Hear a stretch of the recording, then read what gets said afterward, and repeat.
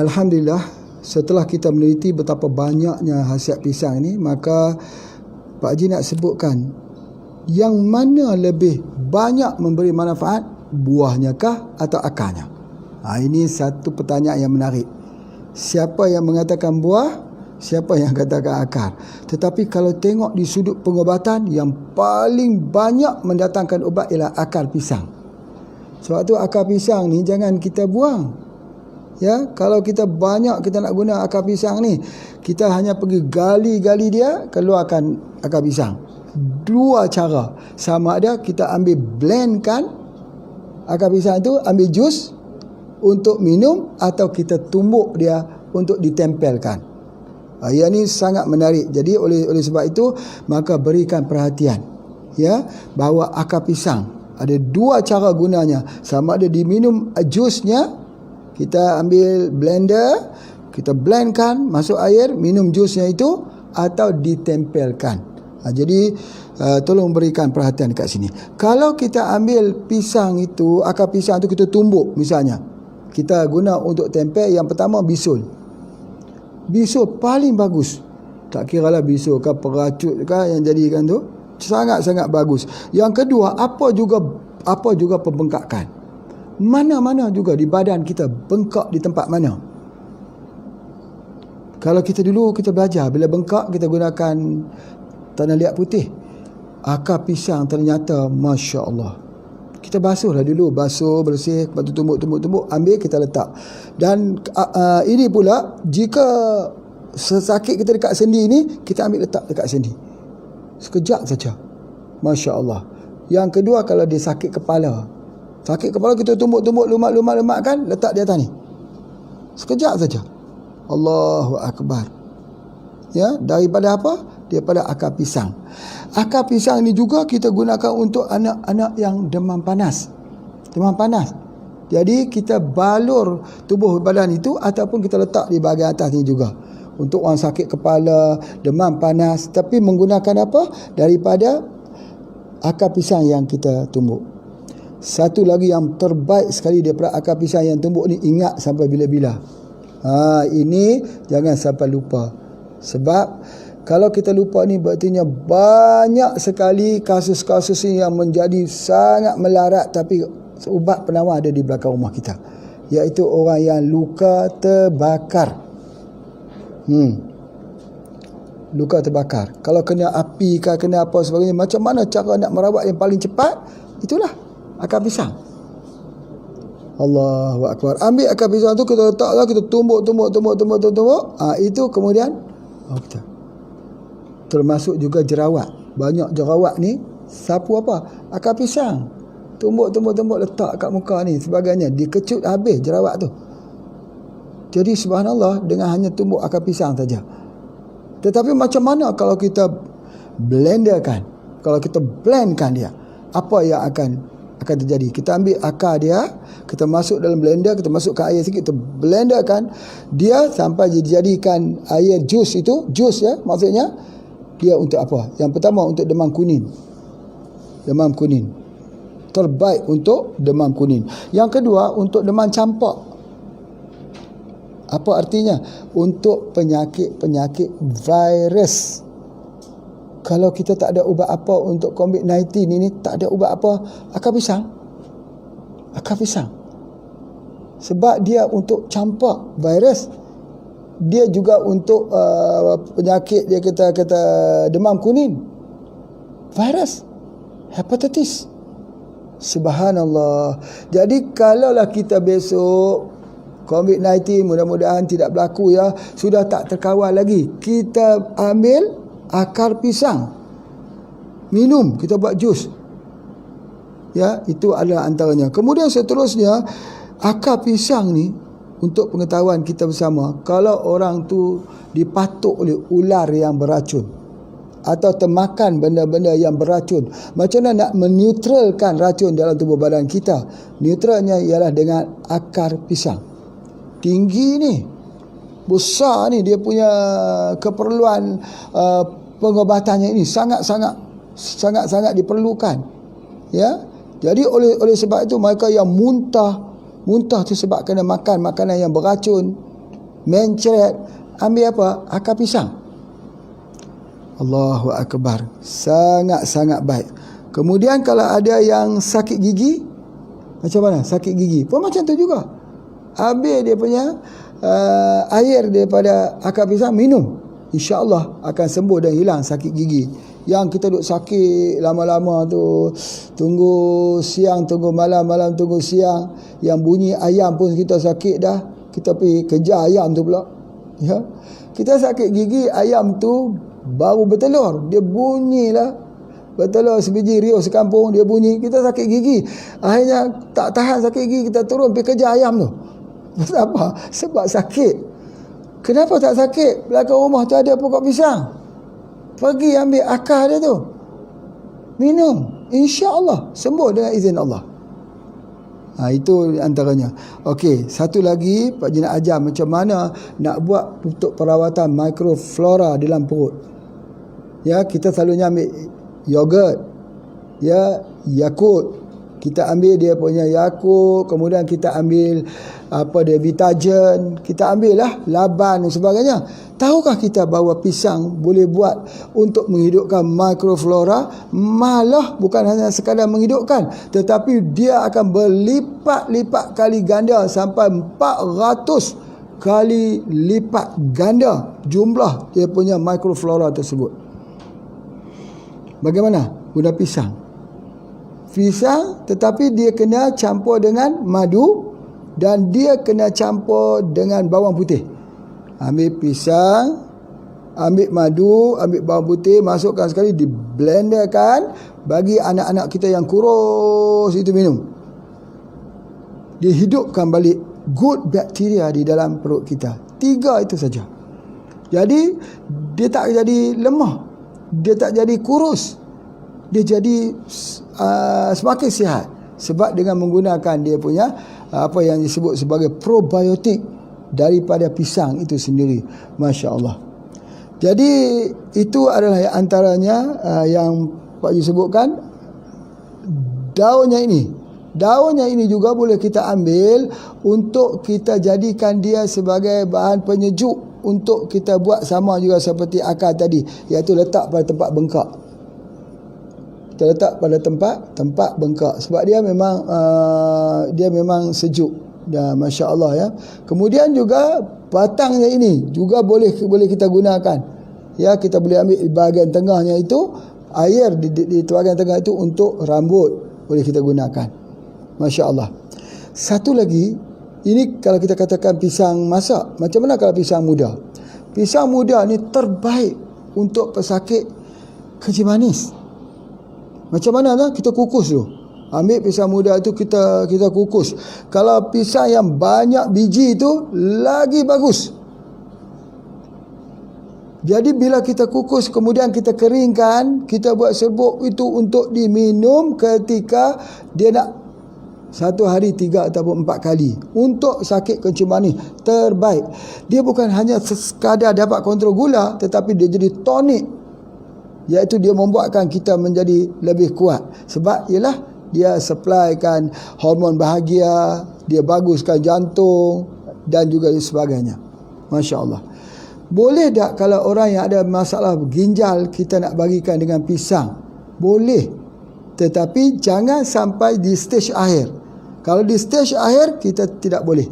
Tapi kalau peringkat awal dia belum lagi guna mesin hemodialisis, maka itu boleh kita gunakan. InsyaAllah tidak mempunyai permasalahan. 1 hari hanya 1 biji daripada pisang saja. Tapi kalau dia sudah serius, sudah disahkan bahawa mempunyai masalah sakit ginjal, pada ketika itu dia sudah tak boleh lagi menggunakan pisang. Itu adalah di antaranya. Di mana pisang itu bila dibuat bubuk, dibuat serbuk, dia boleh masuk dalam kapsul untuk pil kesegaran. Dia mendatangkan tenaga. Itu dipanggil sebagai tonik. Tonik itu ialah sesuatu yang mendatangkan tenaga bila kita ambil. Ambil daripada mana? Pisang yang muda. Pisang yang masih hijau lagi dia punya kulitnya. Itu sangat-sangat mudah. Masya Allah. Baik, seterusnya apa yang Pak Haji nak sebut sini, nak merangkulkan bahawa pisang ini ya ada banyak jenis. Ada yang banyak biji, ada yang agak sikit kelat spurt. Kita kalau di tempat Pak Haji orang panggil pisang kelat, pisang yang ada spurt, bahasa Indonesia panggil kelat, astringent. Daun dia yang kering, daun dia yang kering, pisang kelat itu daun yang kering itu ambil, jangan buang. Daun itu adalah untuk buat teh untuk pesakit kencing manis. Teh daun pisang untuk pesakit kencing manis sangat-sangat bagus, tapi mesti datang daripada buah, daripada pisang yang kita panggil pisang kelat atau pisang spurt ini. Banyak pisangnya itu ada di Indonesia pun banyak sangat sebagainya. Masya Allah, itu boleh kita menggunakannya. Baik, selain daripada itu juga jantung pisang. Pernah tengok ada jantung pisang itu? Kalau kita belajar dalam satu ilmu, dia kata kita lihat pada bentuk dia. Bentuk seperti apa? Seperti jantung. Baik untuk apa? Untuk jantung. Memang benar. Jantung pisang digunakan untuk jantung. Jadi kalau kita ambil jantung pisang itu, kita ambil, kita rebus. Lepas kita rebus, kita boleh makan dengan madu lebah. Lagi kalau boleh yang muda. Jangan ambil yang agak tua, ambil yang muda sikit. Jadi kita ambil, kita rebus, kita buang semua atas tu. Jadi kulit dia yang sebelah dalam tu, yang lembut tu dimakan untuk sakit jantung. Masya Allah, ini sangat-sangat berkesan. Ya, jantung pisang untuk sakit jantung. Lagi kita masak buat sayur lah, makan tu je lah. Buat masak lemak, masuk santan sikit, Masya Allah ya. Masuk ikan kering sedikit. Ini untuk makan, untuk kita bagi sedap. Ubatnya adalah untuk selera saja. Masya Allah.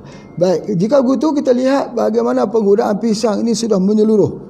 Daripada buahnya, jantungnya, bunga boleh dibuat sebagai seduhan, sebagai teh. Macam kita katakan teh bunga moringa, begitu juga teh bunga pisang.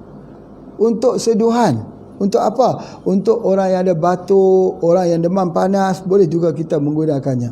Masya Allah, Masya Allah. Banyak kalau Pak Haji nak ceritakan tentang dia punya musir ini. Namanya ialah Musa. Musa itu nama saintifiknya. Musa. Dan pisang berasal daripada kawasan Nusantara, iaitu di tempat kita. Dan pernah terjadi keributan, peperangan kerana hendak menguasai pisang di dunia ini. Ya, kalau tak salah Pak Haji, peperangan itu disebut sebagai peperangan pisang.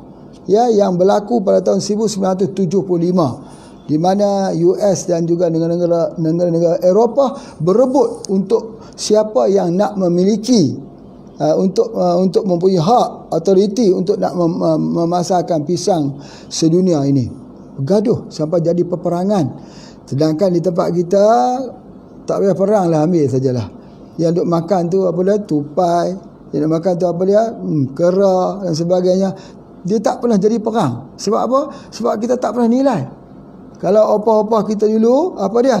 Pisang ni dia tak buang. Pisang hutan pun tak buang. Pisang banyak biji pun tak buang. Dia masuk air sedikit, dia masuk dalam balang kaca, dia tutup. Bila dia tutup lama-lama, dia akan berair, jadi air, dan ampas itu semua naik ke atas. Bila ampas tu dah mula naik ke atas semua tu, di bawah tersebut telah jadi cuka. Cuka pisang. Sekarang mana ada cuka pisang lagi? Cuka apel masih ada lagi. Cuka kurma banyak lagi. Cuka pisang tak ada. Jarang sekali orang buat. Tetapi masa dulu cuka pisang lah yang sering dilakukan. Sebab pisang ni adalah begitu banyak yang berada di pasaran. Masya Allah ya. Baik. Soalannya, boleh atau tidak pisang ini diberi kepada orang yang mempunyai permasalahan yang seperti apa yang tak boleh kita ambil daripada pisang ini? Biasanya kalau kita belajar, orang yang tak boleh ambil pisang ialah orang yang ada masalah kencing manis, kerana dikatakan gulanya agak sikit tinggi, tapi sebenarnya tidak mempunyai permasalahan. Orang yang sakit ginjal kerana mengandungi potasium yang tinggi, boleh tak kita ambil? Boleh, tapi jangan overdose sebelum sakit ginjal itu menjadi semakin parah. Yang lain pada itu, semua penyakit terbaik bila mengambil pisang. Pisang ni pun salah satu pengobatan spektrum luas untuk semua penyakit. Jadi oleh sebab itu, kalau bapa ibu sekalian boleh membeli pisang dibuat makanan pada setiap hari, tengoklah nanti mood kita jadi gembira, kita jadi happy dan kita akan kurang marahnya, insya-Allah.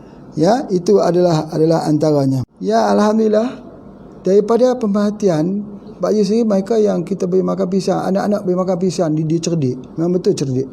Sebab dia menguatkan otak.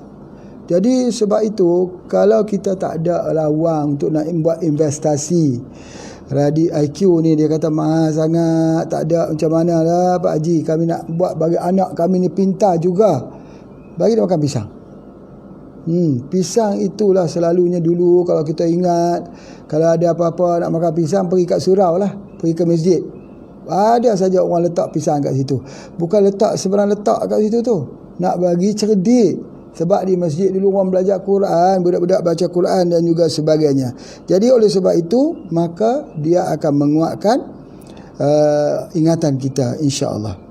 Kemudian bagi mereka yang hisap rokok, ada dua akal yang boleh kita gunakan, iaitu orang yang kecanduan untuk rokok ini, kita boleh hilangkan dia dengan buah pisang, ya, dengan makan pisang. Bila dia makan pisang begitu banyak, tapi kalau orang lain kena ambil satu hari hanya sebiji cukup, ya, pisang yang panjang itu. Tetapi kalau orang hisap rokok, dia kena ambil paling kurang 3 satu hari, mesti ambil 3 minimalnya.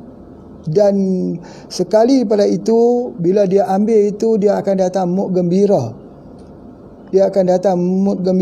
Padahal orang kalau hisap rokok, kalau sudah habis vitamin C di dalamnya, dia jadi stres.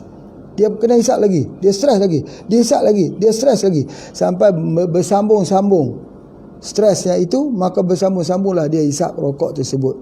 Jadi sebab itu, bila dia ambil, dia akan meningkatkan satu hormon namanya serotonin. Bila ambil pisang ni, bila dia meningkat serotonin itu, dia agak sikit relax dan dia boleh menyebabkan deep sleeping.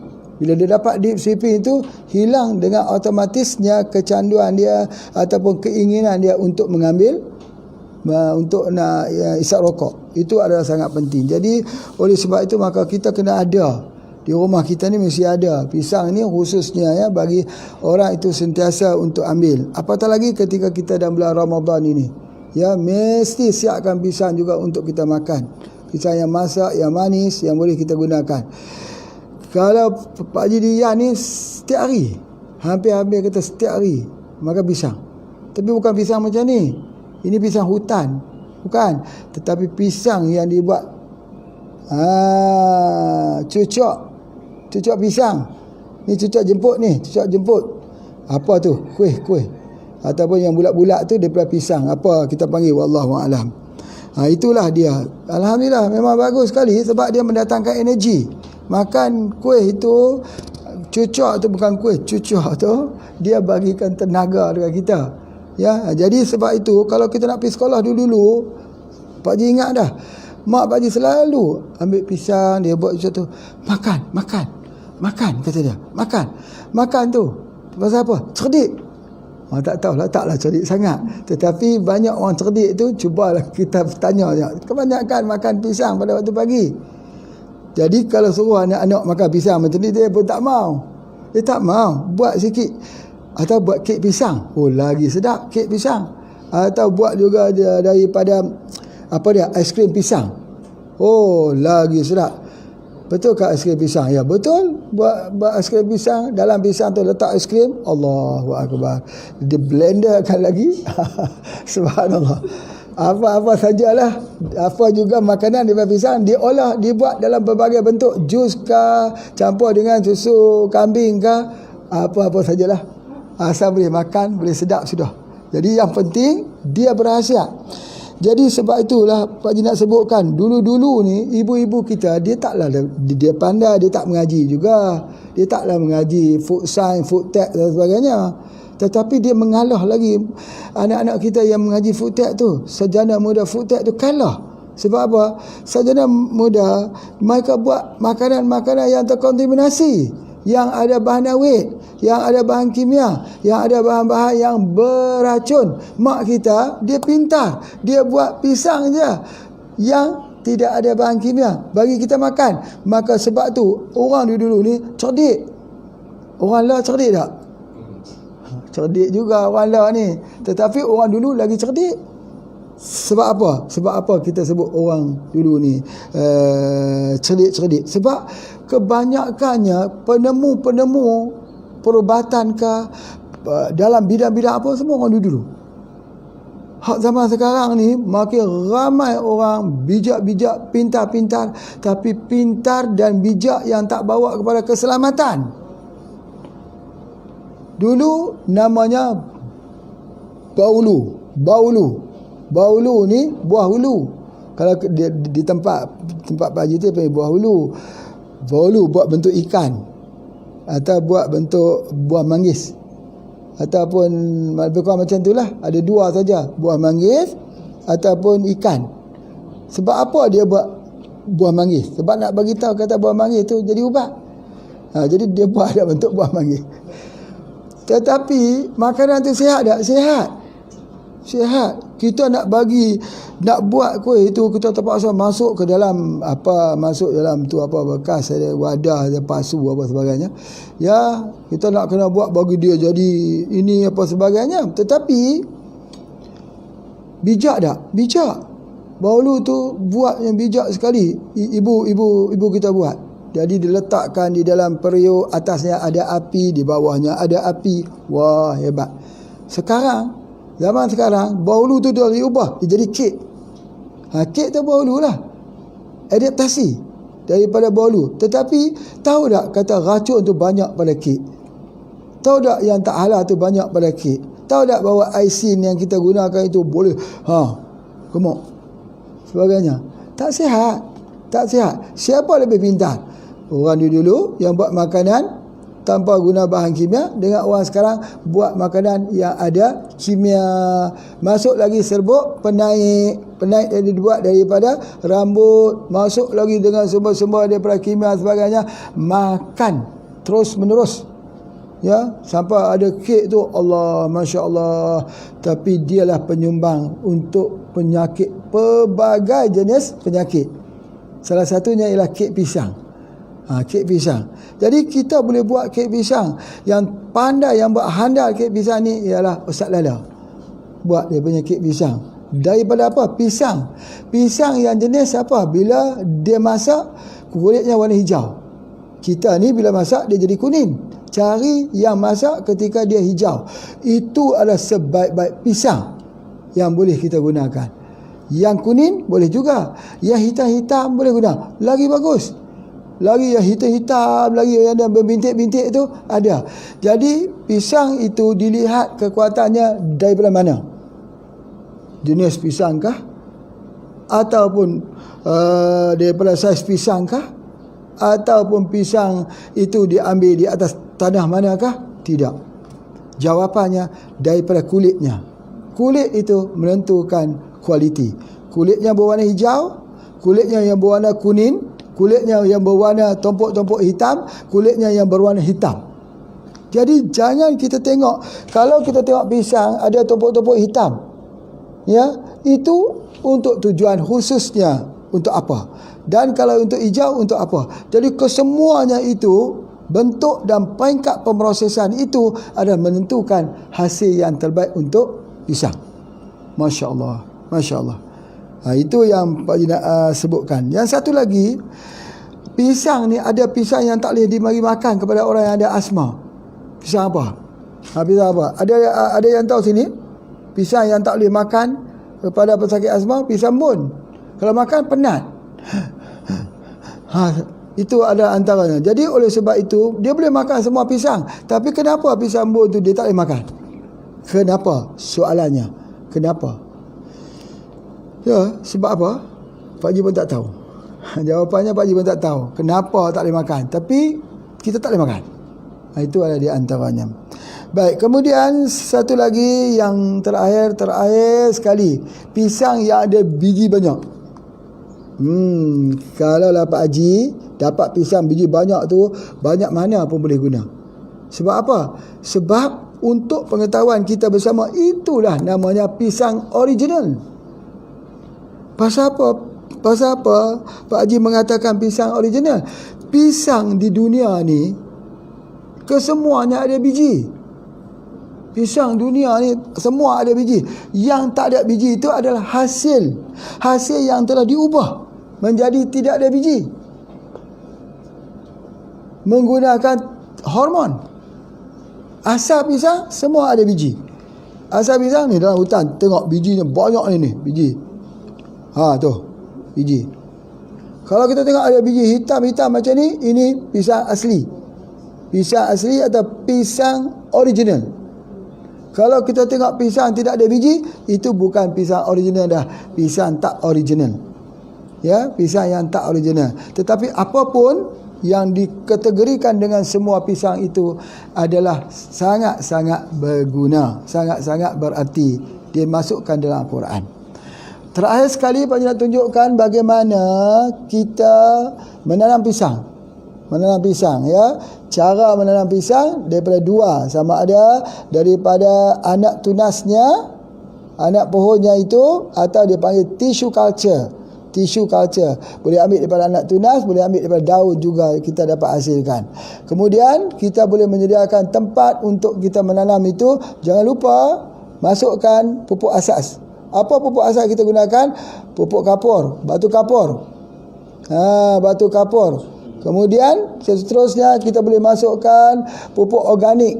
Pupuk apa? Ingat ya, kalaulah tanaman itu nak kita gunakan untuk dapat daun, gunakan kotoran ayam yang disemprot dengan POC. Kalau tanaman itu untuk buah, gunakan kotoran sapi atau kotoran kambing. Beza kan? Jadi sebab itu maka kalau kita nak dapatkan urianya, nak dapatkan dia supaya pokok tu jadi besar, jenis daun-daun, jenis sayur-sayuran, maka kita gunakanlah daripada kotoran ayam. Semprotkan dia dengan POC. Ambil kotoran ayam itu letak, kita semprot dengan POC, biarkan dia kering, besok semprot lagi 3 hari, lama kelamaannya dia sudah boleh kita gunakan. Kita boleh letakkan dekat pohon tersebut. Atau bila dia sudah besar macam ni, kita boleh semprot saja, kena pada daun-daunnya ini dengan air POC. Masya Allah, dia akan jadi besar. Itu adalah di antaranya. Jadi jangan lupa gunakan POC daripada HPA, insya-Allah. Baik, itu saja yang Pak Haji nak sampaikan pada hari ini. Terima kasih banyak-banyak kepada mereka yang mengikuti program ini. Ya, nanti masya-Allah banyak lagi perbincangan yang kita nak belajar, khususnya tentang pengobatan ini. Wallahu alam. Assalamualaikum warahmatullahi wabarakatuh.